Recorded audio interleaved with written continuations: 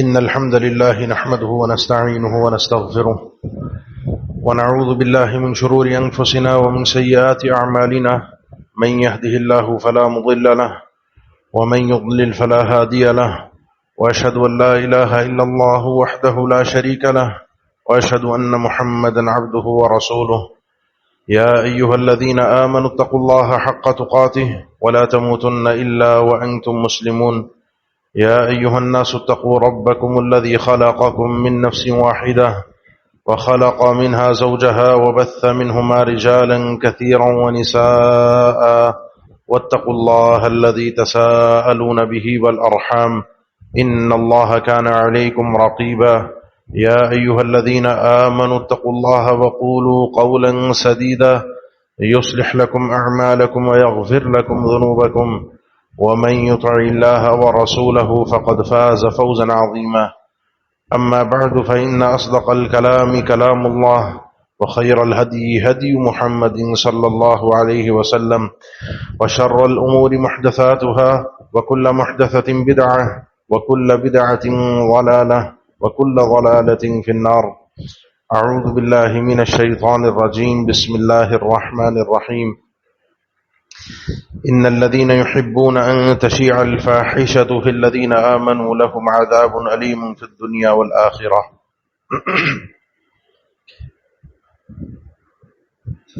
پچھلے مہینے آپ کے سامنے کچھ آداب کا تذکرہ کیا تھا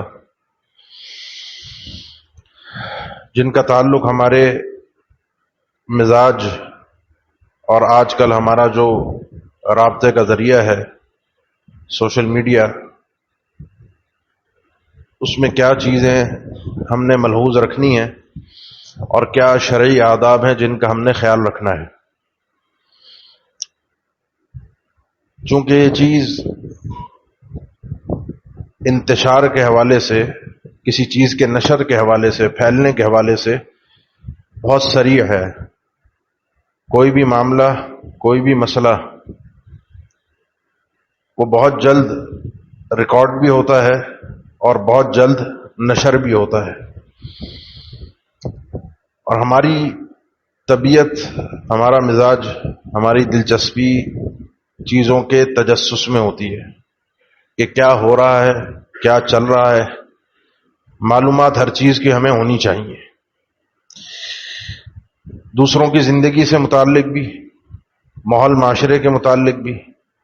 اس میں ہم یہ تمیز اور فرق نہیں کر پاتے کہ کون سی ایسی چیز ہے کہ جس میں مداخلت کرنا، جس کا جاننا میرے لیے فائدہ مند ہوگا دنیا یا آخرت کے اعتبار سے، اور کون سی چیز، کون سی معلومات میرے لیے لا یعنی ہے، میرا اس سے کوئی تعلق نہیں ہے. اور کون سی چیزیں اور کون سی معلومات ایسی ہیں کہ ان کی معلومات ہو سکتا ہے کہ کل قیامت کے دن میرے لیے نقصان کا باعث بن جائے، میری ہلاکت کا باعث بن جائے. یہ 3 اسٹیپ ہیں، 3 مراحل ہیں. بڑی نزاکت کے ساتھ، بڑی سمجھداری اور عقل مندی کے ساتھ، بہت ہی آہستگی کے ساتھ قدم اٹھایا کریں ان معاملات میں جن میں ہمیں کسی دوسرے کے متعلق کوئی خبر پتہ چلتی ہے یا میں کسی خبر کو نشر کرنے والا بنتا ہوں. دیکھیں، 2 چیزیں ہیں. ایک ہے انسان کا اپنے آپ پر پردہ رکھنا. ہم میں سے کوئی شخص بھی عیب سے خالی نہیں ہے، گناہوں سے پاک نہیں ہے، اور ہر ایک کے ساتھ کچھ نہ کچھ چیزیں ایسی ہیں، کچھ نہ کچھ معاملات اور مسائل ایسے ہیں جو بندے اور رب کے درمیان ہی ہیں. اور یہ اللہ کی وہ رحمت ہے، وہ اللہ کا کرم ہے کہ اس نے ہم سب پر پردہ رکھا ہے. یہ پردے اگر ہٹ جائیں تو میں اور آپ شاید ایک دوسرے کی شکلیں بھی نہ دیکھنا پسند کریں. یہ اللہ کی وہ رحمت ہے، وہ اللہ کا کرم ہے کہ جس نے ہمارے گناہوں کو، ہمارے عیوب کو، ہماری چیزوں کو چھپا کر رکھا ہے. ذرا اپنے شعور میں لائیں اس حدیث کو کہ کل قیامت کے دن رب العالمین جب ایک بندے سے گفتگو کرے گا، صحیحین کی حدیث ہے، اس کے سامنے اس کے گناہوں کو پیش کیا جائے گا، اس کی ایک ایک غلطی کو، یہ بھی کیا، یہ بھی کیا، یہ بھی کیا. بہت سے ایسے گناہ ہیں جو میں چھپ کر کرتا ہوں، آپ کو نہیں پتا، اور میں چاہتا بھی نہیں کہ آپ کو پتا چلے. کل قیامت کے دن وہ میرے سامنے پیش ہوں گے. اللہ ستر کا بھی معاملہ رکھے، اللہ رحمت کا بھی، اور اللہ بغیر حساب و کتاب کے ہمیں جنت میں داخل کر دے، اور وہ اعمال کرنے کی توفیق دے جن سے اللہ راضی ہو. بہرحال کوئی نہ کوئی تو ہوگا نا ایسا جس کے سامنے اس کے اعمال پیش ہوں گے، اس کے گناہ اس کے سامنے رکھے جائیں گے. اب رب العالمین اسے اقرار کے بعد وہ اقرار کرے گا، انسان منکر نہیں ہو سکتا کہ اس نے یہ نہیں کیا. پھر رب العالمین سے کہے گا انی قد سترتها علیک فی الدنیا، دیکھ دنیا میں تیرے ان گناہوں پر ستر تھا، پردہ تھا. میرا موبائل ہے، اس میں پاسورڈ لگا ہوا ہے، آپ نہیں جانتے اس میں کیا کچھ ہے، میری سرچ ہسٹری کیا کیا ہے، میں کیا کیا دیکھتا ہوں یا کیا کیا نشر کرتا ہوں، کیا کیا آگے شیئر کرتا ہوں، آپ نہیں جانتے. انی قد سترتها علیک فی الدنیا، دنیا میں یہ چیزیں مستور تھیں. اور مزہ آگے ہے وَإِنِّي قَدْ أَغْفِرُهَا الْيَوْمَ، آج میں بخش بھی دے رہا ہوں، کوئی اس کے بدلے میں پکڑ نہیں ہے، کوئی عذاب نہیں ہے. یہ اللہ کی ایسی رحمت ہے جس بندے کو مل جائے اس کا بیڑا پار ہو جاتا ہے. لیکن یہ یاد رکھیے اللہ کا یہ ستر، اللہ کا یہ پردہ رکھنا دنیا میں بھی اور آخرت میں بھی، اللہ کا گناہوں کو معاف کرنا، اس کی اللہ کے ہاں بھی ایک معیار ہے. اور اللہ کا معیار یہ ہے، اللہ کا قانون عمومی یہ ہے کہ انسان جیسا کرتا ہے ویسا بھرتا ہے. جو یہاں بوئے گا کل وہاں کاٹے گا، حساب پورا پورا اللہ کی بارگاہ میں برابر ہوتا ہے. لا يستر عبد عبدا فی الدنیا الا سترہ اللہ یوم القیامہ ومن ستر مسلما سترہ اللہ فی الدنیا والآخرہ. ہسٹری ہم سب کی ہے، مسائل ہم سب کے ہیں، چھپی ہوئی چیزیں ہم سب کی ہیں. جو کسی دوسرے مسلمان پر ستر کرتا ہے، اس کے اوپر پردہ رکھتا ہے، اللہ کل قیامت کے دن اس کے گناہوں پر ستر کرے گا. جو شخص کسی مسلمان کا دنیا میں ستر کرتا ہے، دنیا اور آخرت میں اللہ اس کے عیوب اور گناہوں پر ستر کرے گا، پردہ رکھے گا. یہ پردہ رکھنا اور پردہ چاک کرنا یقین جانے کس طریقے سے ہوتا ہے میں اور آپ تصور بھی نہیں کر سکتے.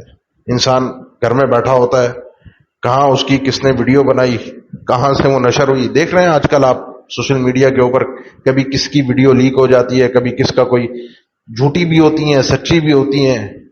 بہرحال کس طرح اللہ کس کو کہاں کب رسوا کر دے ہمیں نہیں پتا.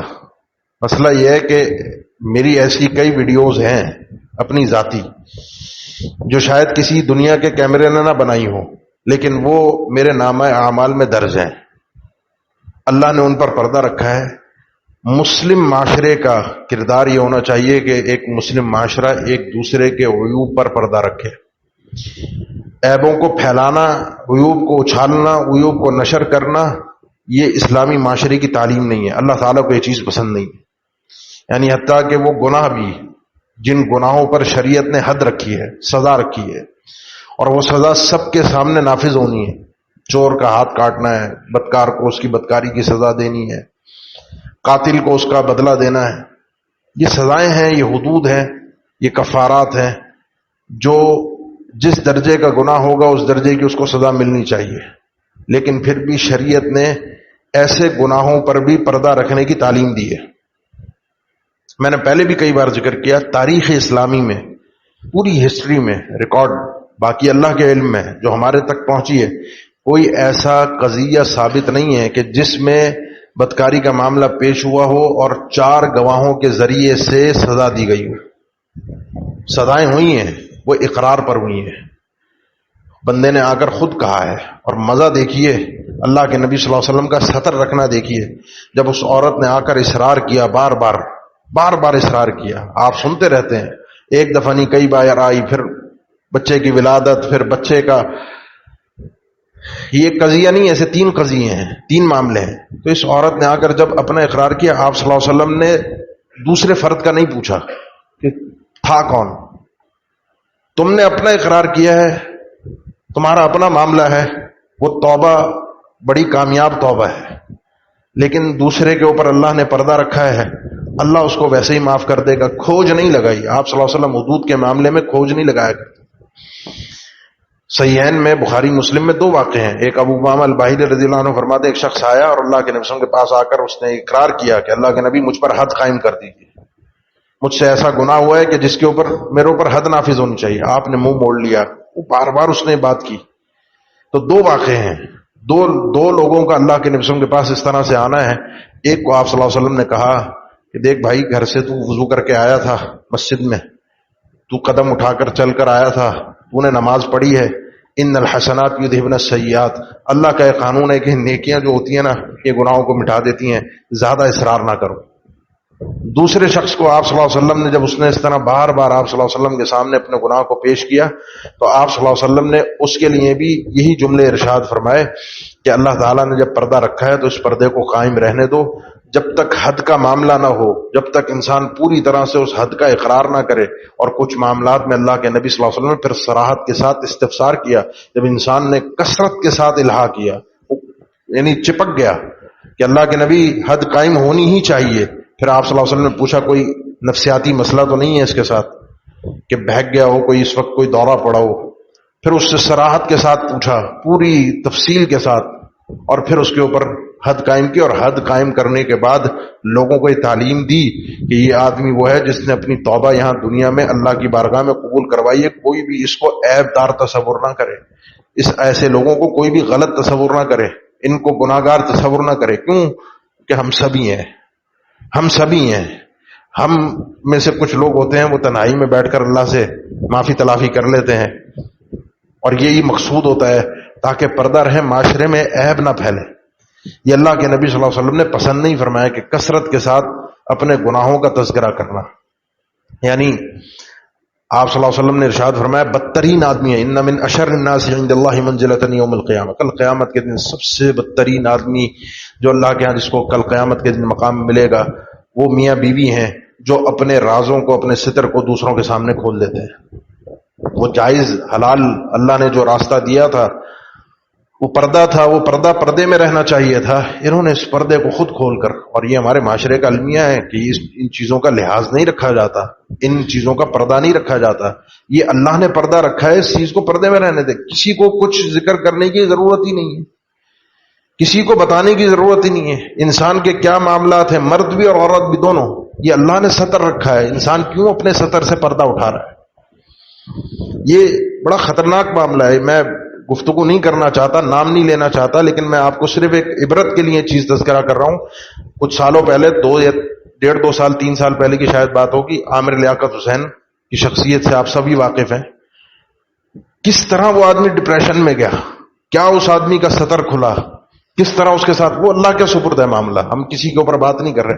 لیکن یہ چیز جب ستر کھلتا ہے نا تو یہ چیز انسان کو بعض اوقات موت تک لے جاتی ہے. انسان اس قدر ذہنی مریض بن جاتا ہے، اس قدر پریشان ہو جاتا ہے.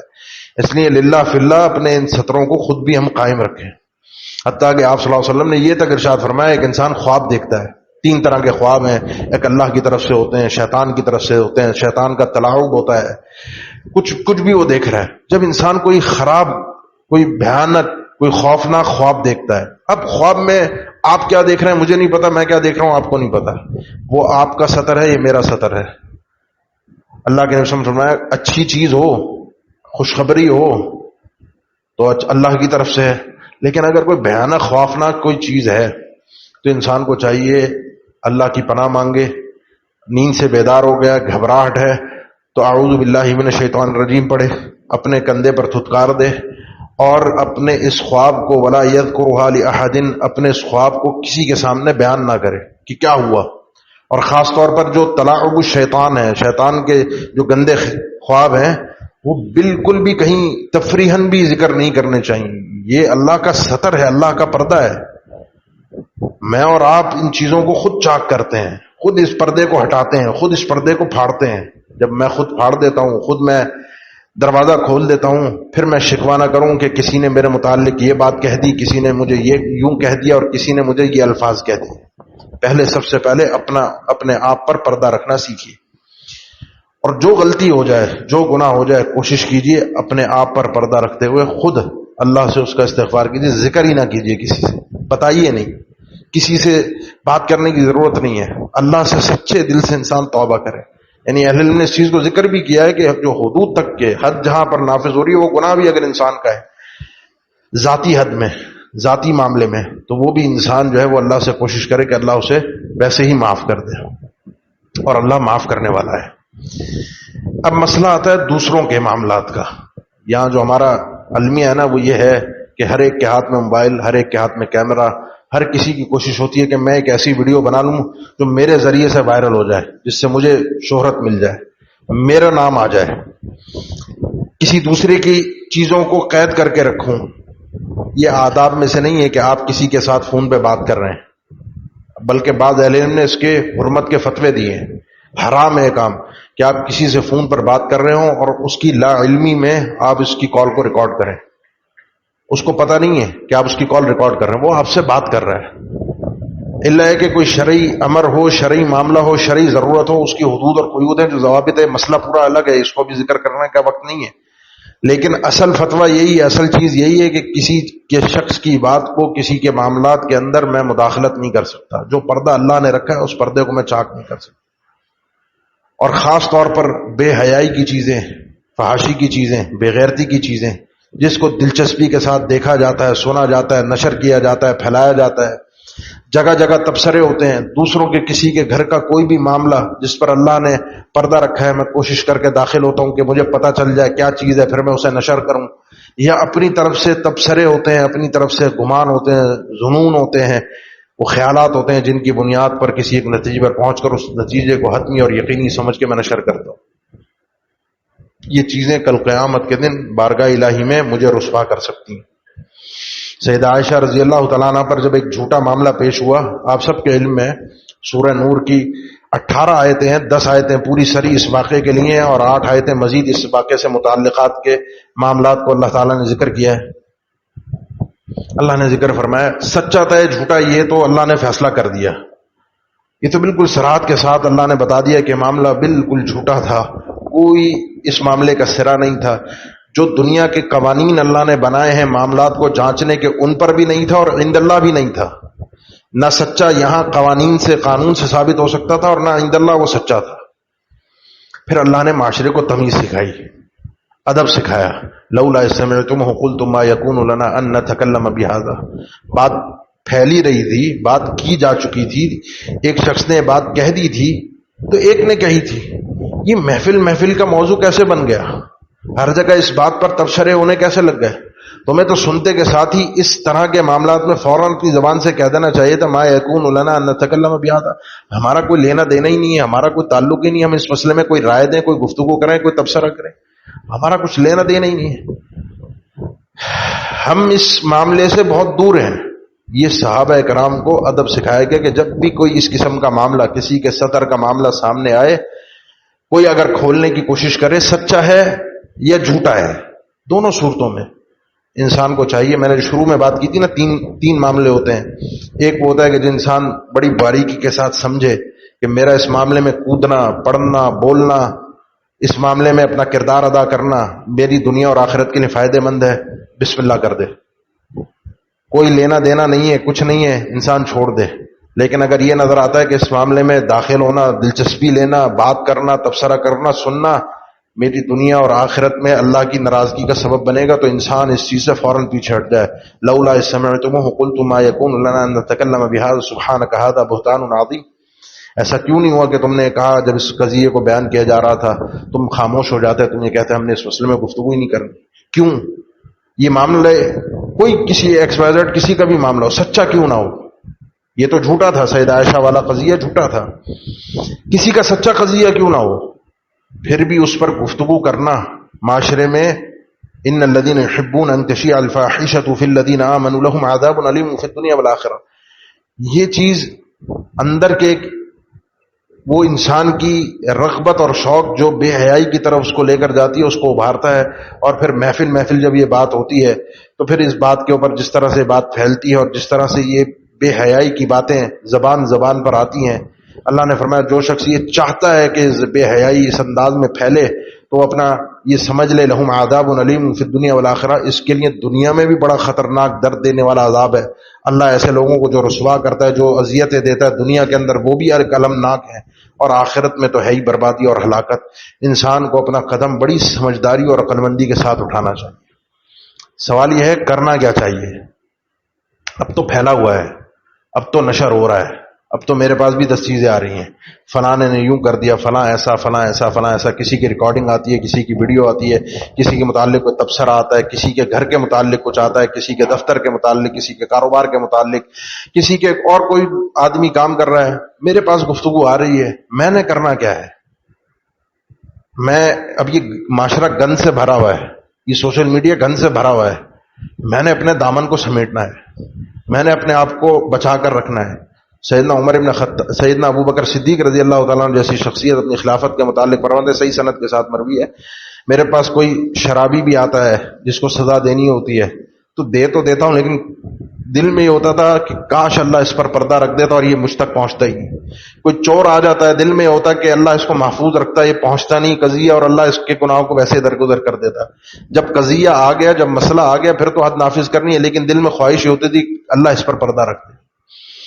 سیدنا عمر ابن خطاب رضی اللہ تعالیٰ عنہ ایک مجلس میں بیٹھے تھے، اور بھی لوگ تھے، اور جریر ابن عبداللہ بڑے عقل مند سمجھدار آدمی تھے۔ محفل کے اندر ایک شخص کا وضو ٹوٹ گیا، وضو ٹوٹنے کی آواز سب نے سنی۔ سیدنا عمر ابن خطاب بھاپ بھی گئے کون ہے۔ ممکن تھا، قریب تھا کہ اس کو کوئی متنبہ کیا جاتا یا اس کو کہا جاتا جاؤ اٹھ کے وضو کر کے آؤ۔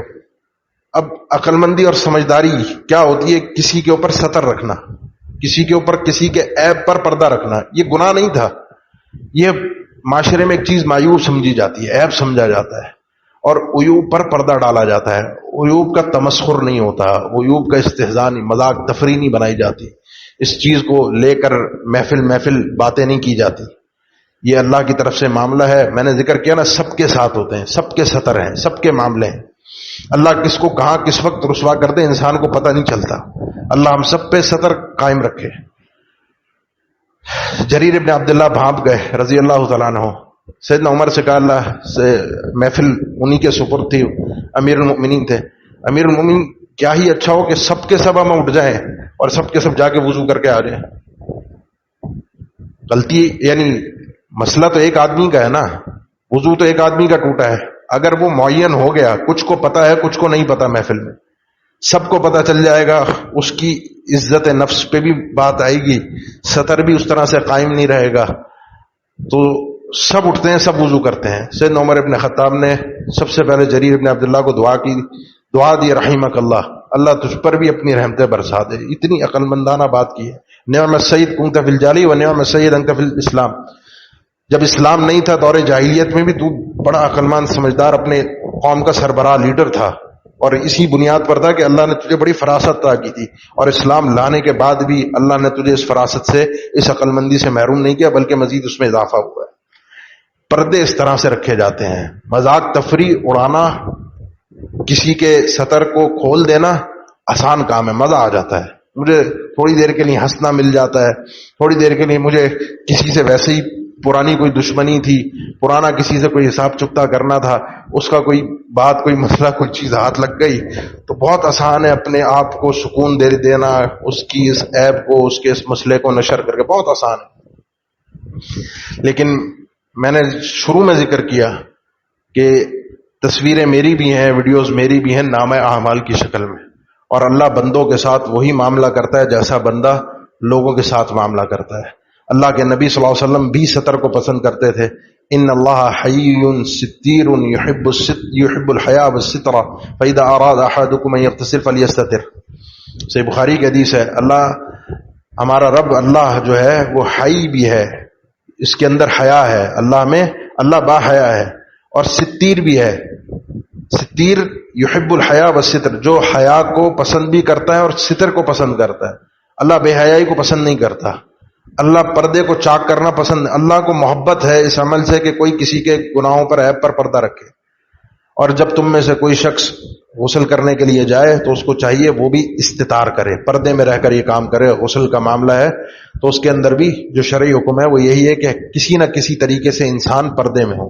جیسے آج کل ہمارے یہاں 4 دیواری کے اندر ہم اپنے آپ کو بند کر کے، واش روم کے اندر بند کر کے یہ معاملہ رکھتے ہیں، لاک کر کے کرتے ہیں، اس میں بھی اگر بہتر ہے کہ انسان کے اوپر کوئی نہ کوئی اس طرح کی تہبند یا کپڑا آ جائے تو افضل ہے، ورنہ کھلے میں انسان کہیں ٹیوب ویل پہ، کسی سوئمنگ پول میں، کہیں اور نہا رہا ہے تو وہاں پر تو لازمی ہے کہ اس کے جسم پر کپڑا ہونا چاہیے، اس کا پردہ ہونا۔ بغیر کپڑے کے، بغیر پردے کے انسان بغیر سطر کو ڈھانپے غسل نہیں کر سکتا۔ حتیٰ کہ آپ صلی اللہ علیہ وسلم کے متعلق سیدنا ابن عمر فرماتے ہیں کہ ایک انسان کی ضرورت ہے قضاء حاجت کرنا، آپ صلی اللہ علیہ وسلم جب قضاء حاجت کے لیے جاتے تو اپنے کپڑے کو اس وقت اوپر نہ کرتے حتیٰ یدنو من الارض، جب تک پورا زمین کے قریب نہ پہنچ جاتے۔ پورے آپ صلی اللہ علیہ وسلم اپنے بھی سطر کا اہتمام رکھتے تھے۔ جہاں جہاں انسان کا اس سطر کھلتا ہے، جہاں جہاں یہ چیزیں ہوتی ہیں، وہاں وہاں شریعت نے اس کو اس سطر کو محفوظ رکھنے کی پوری تعلیم دی ہے کہ اس سطر کو اس نے کس طریقے سے محفوظ رکھنا ہے۔ جب انسان اپنے سطر کو محفوظ رکھے گا اور خود کوشش کرے گا محفوظ رہے، اور کوشش کرے گا کسی دوسرے کا سطر بھی محفوظ رہے، کسی کے دوسرے کے عیوب پر بھی پردہ رہے، اللہ تعالیٰ اس بندے کے عیوب پر بھی پردہ رکھے گا۔ لیکن اگر کسی کا گناہ، کسی کا عیب، کسی کا معاملہ، مسئلہ ایسا ہے جو معاشرے سے تعلق رکھتا ہے اور اس سے لوگوں کو نقصان، اذیت پھیلنے کا اندیشہ ہے، کوئی پڑوسی ہے اذیت دیتا ہے اپنے پڑوسی کو، کوئی کاروباری آدمی ہے فراڈ کرتا ہے، دھوکہ دیتا ہے، اس کی طبیعت مزاج میں رچا بسا ہے، اب کوئی شخص اس سے کاروبار کام کاج کرنا چاہتا ہے تو اس کو متنبع کرنا، اس کو اطلاع دینا کہ یہ آدمی ایسا ہے تاکہ وہ اس سے ڈسا نہ جائے، وہ اس سے دھوکے میں نہ آ جائے، اس کو اس سے نقصان نہ ہو جائے۔ ایسے معاملے پہ سطر کا معاملہ ختم ہو جاتا ہے۔ اللہ کے دین کا معاملہ ہے۔ راویان حدیث جب راوی حدیثوں کو بیان کرتے تو محدثین نے جرح و تعدیل کا جو کام کیا، سطر کو کھولا، یہ آدمی جھوٹا ہے، اس آدمی نے اس موقع پر جھوٹ بولا، اس آدمی کا حافظہ کمزور ہے، اس آدمی کے معاملات ایسے تھے۔ یہ سطر اس لیے کھولا کیونکہ اگر یہ نہ کھولا جاتا تو اللہ کے دین کی حفاظت صحیح معنی میں رہ نہیں سکتی تھی۔ تو جہاں جہاں تعلق بالغیر ہو جاتا ہے اس معاملے کا، اس گناہ کا، اس عیب کا، اور اس شرعی مصلحت ہو، شرعی فائدہ ہو اس کو بیان کرنے میں، ذکر کرنے میں، تو اس کو بیان کرنا، ذکر کرنا لازمی ہے، بعض اوقات واجب بھی ہو جاتا ہے، جس کی چند مثالیں اور صورتیں میں نے ذکر کی۔ اگر ایسا کوئی معاملہ نہیں ہے، اس بندے کا ذاتی معاملہ ہے، معاشرے کے لیے کوئی نقصان دہ نہیں ہو رہا، بار بار بھی کر رہا ہے تب بھی کوئی نقصان دہ نہیں ہے، تو انسان کو چاہیے اس بندے پر پردہ رکھے، ستر رکھے، اللہ اس پر بھی ستر قائم رکھے، اللہ ہم پر بھی ستر قائم رکھے۔ اقول قولی ھذا واستغفر اللہ لی ولکم وآخر دعوانا الحمد للہ رب العالمین۔